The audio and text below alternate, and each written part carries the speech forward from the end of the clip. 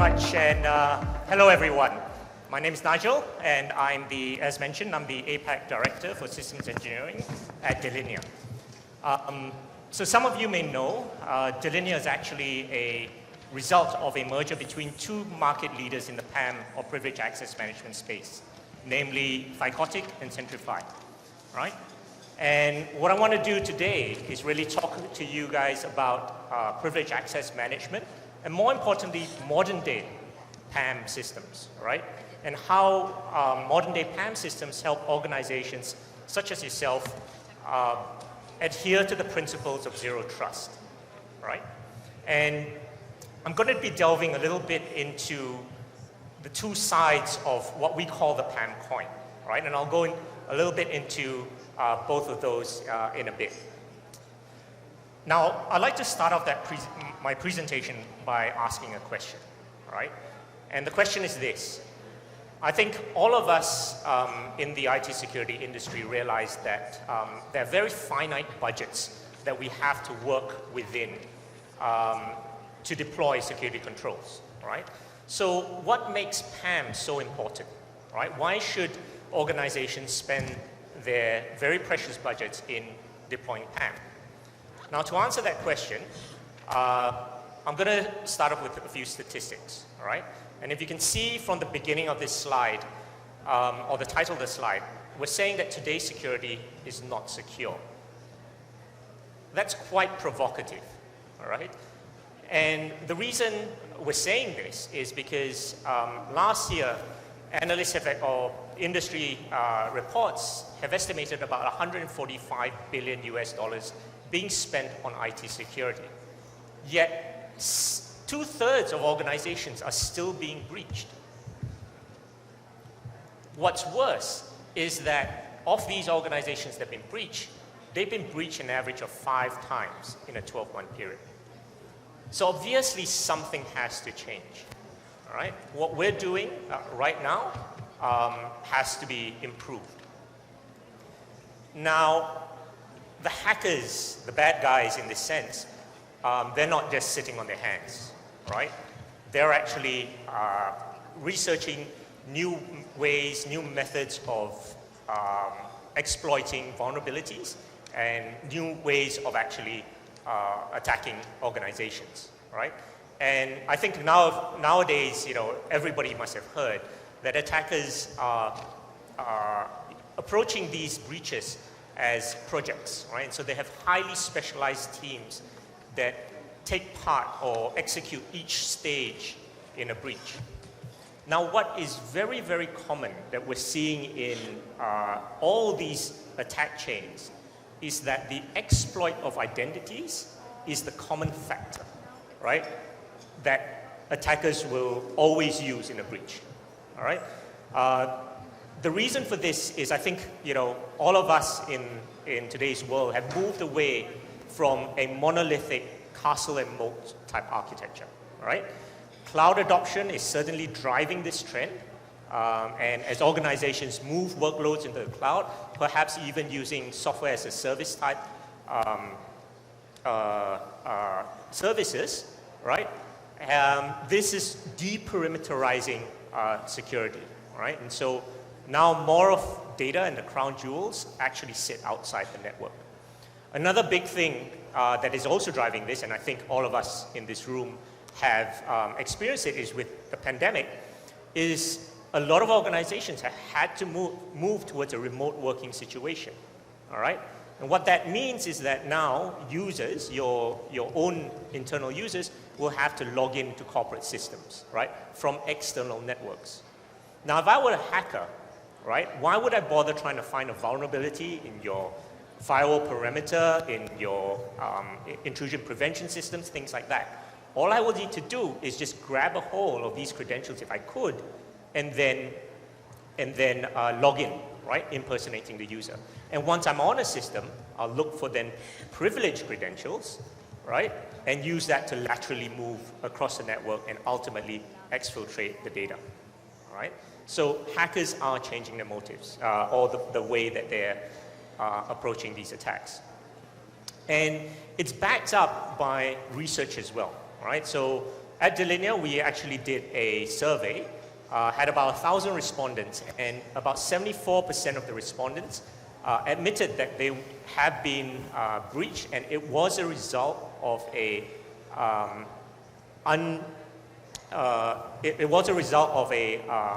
unauthorized privilege access. All right, so very, very clear that privilege access accounts are being used in these breaches. And the interesting thing about it, it's not just us. Forrester did a survey as well, and they came up with the number 80%. So both the numbers actually match up. So it's very clear that identities, or the need to secure identities, is crucial, right? And predominantly privileged identities. Gartner themselves are also predicting, right, that organizations are moving towards a just-in-time privilege access model, right? And so they predict in 24, all right, in a couple of years from now, about half the organizations will start to adopt this, and those that do are going to, that's going to result in a 80% reduction in privilege breaches than those that don't, right? So it's really crucial, I think, for all of us to really look at how we go about securing privilege access to our systems. Now, I just want to touch a little bit about zero trust as well. So zero trust is a up-and-coming concept, and I'm sure everybody in this room has heard about it, but it's that concept that was born of the deperimeterization of IT, right? The need to look at a different way of security than building a big moat or a big wall around our data centers, right? Because they realize, or we all realize, that now compute resources are outside the environment and users are outside the environment, all right? So the concept of zero trust is never trust, always verify, right? And that's what modern day PAM solutions are looking to do, all right? The last thing I'll say about zero trust as well is that it's gained so much traction that last year the Joe Biden administration in the US has actually mandated that all US federal agencies start moving towards the adoption of a zero trust architecture, all right? So we think that this is certainly here to stay, and a lot of organizations should really be looking into it. Okay, so I talked earlier in the presentation about the two sides of the PAM coin. What are they, all right? And so when we look at privileged access management, there really are two parts that organizations or everybody should be concerned about. The first is vaulting, right? How do we go about storing passwords and credentials? And the second part is elevation, right? So what do we do once somebody has actually used those credentials? And I'll talk a little bit about both of these. And the first, around vaulting. So vaulting is what I think most people are familiar with when they talk about PAM solutions, right? Vaulting is really the storing of shared accounts or shared credentials securely within a vault, right? Essentially an encrypted database, right? And anybody who wants to use those credentials will have to go to the vault, right? Pick it up and actually use it. Now, vaulting solutions have matured over the last few years, right? So they're now capable of doing session launching so that you don't have to actually expose the passwords, do things like approvals, as well as record the sessions, right? So that you have an audit of everything that's happened. And that's all great, right? And vaulting, by the way, is what most organizations start off with. But there are two main things that vaulting does not address, okay? The first is identity sprawl. So a vaulting solution does not remove accounts from all your systems, right? It still requires those accounts to sit on the systems. Those local accounts with administrative rights, okay? And each of those accounts represent a surface area that a hacker can exploit to gain access to the system. So you can imagine the numbers will blow up. If I have 50 administrators and 1,000 servers, that's potentially, right, 50,000 accounts, right, that's sitting across all those servers, assuming those are local accounts, right? The second thing that vaulting doesn't address is what does the person do once he's on those servers, right? Typically, a user or an administrator is granted too much access, right? The same account that he uses to start and stop services can also be used to shut down the server. It can also be used to format the system drive, right? And really cause problems on that system. So how do we prevent that? And that's the second side of the PAM coin. And what we're talking about here is privilege elevation, right? What people do once they get on. Now, the concept of privilege elevation is that users or administrative users now log into systems using their own account. So they're not using shared accounts anymore, right? So they're able to log in to systems using their own account, but when they have access, they have the minimum level of access, right? And the idea here is that if these accounts are ever stolen or compromised, and a hacker got hold of them, they won't be able to do much, right? Because there's a minimum level, or they're granted zero standing privileges, right? So there's no access that or nothing that they can do on their systems, right? But as administrators, you have to do your work, right? You have to, have the necessary rights and privilege to be able to restart a service safe, all right? Well, this can be granted on demand, right, or just in time. And this is done by the user or administrator making a request to an approver who then reviews the request and decides whether that is a legitimate reason, all right? And if the reason is legitimate, an approval is granted, and the user has his access rights elevated, right? So now the administrator can do what he needs to do on the server, on the systems, all right? But that's not all, right? It doesn't stop there. The thing is, he's already done his job, right? Maybe he needs it for an hour, so he's got his access for an hour. What happens after that hour is up? Well, privilege elevation, what it needs to happen is they have to remove those rights again after that set period of time, right? So again, fulfilling one of the core tenets of Zero Trust, which is zero standing privileges, right? You don't want to have any privilege automatically inherent within accounts, okay?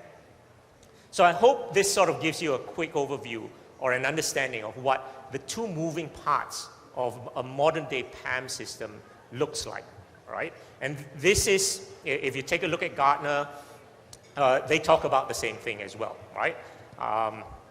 Privilege access and service management, and privilege elevation and delegation management, right?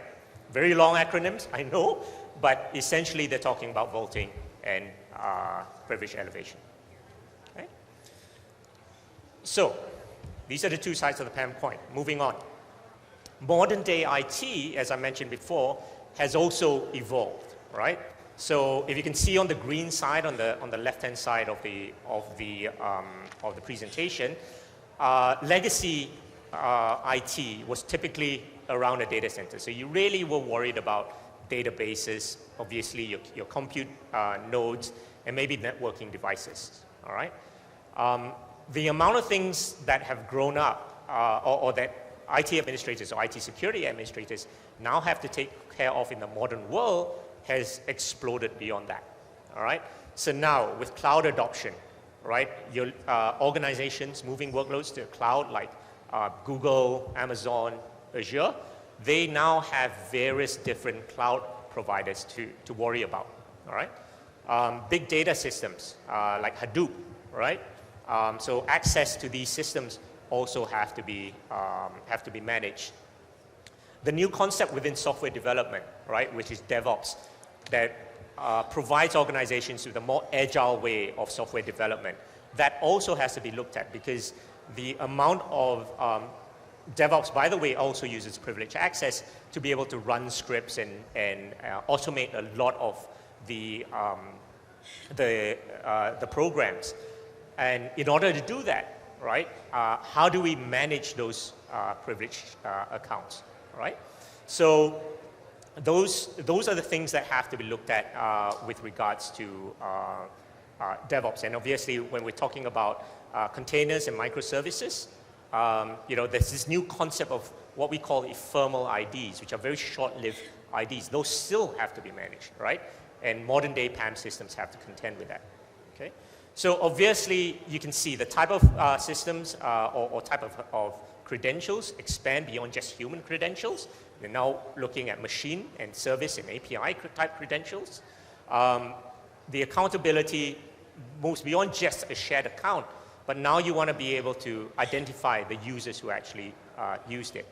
And one big thing, right, and it also within the zero trust concept, is that idea that policies now have to be sort of dynamic, right? So you can't have just static policies and hope that everything goes well. Some sort of machine learning or analytics, right, around user behavior has to be used to be able to influence what policies you set, right, or automatically set as well. Okay, so that's where the modern PAM is going. So what makes Delinea different, right? Obviously, we're not the only fish in the sea, but we believe that we have one of the best architectures to be able to meet this, all right? And it starts off with a cloud-based platform, right, that modularizes all these functions of a modern-day PAM, right, within a single architecture that takes advantage of full cloud advantages, right, like hyperscale and elasticity, all right? Everything's fully integrated, and using a singular platform, you don't have to rework the integrations, right? So you build the integrations once up to the cloud. The second part, right, is the ability to then expand this out towards all the different environments an organization might have, all right? So as I mentioned before, organizations are now using multiple cloud providers, IaaS providers. And we, in order to meet that, right, a very good method is to use a hub and spoke model, right, where you have the platform as the main hub, but you're able to deploy lightweight spokes, right, within each of those environments, right?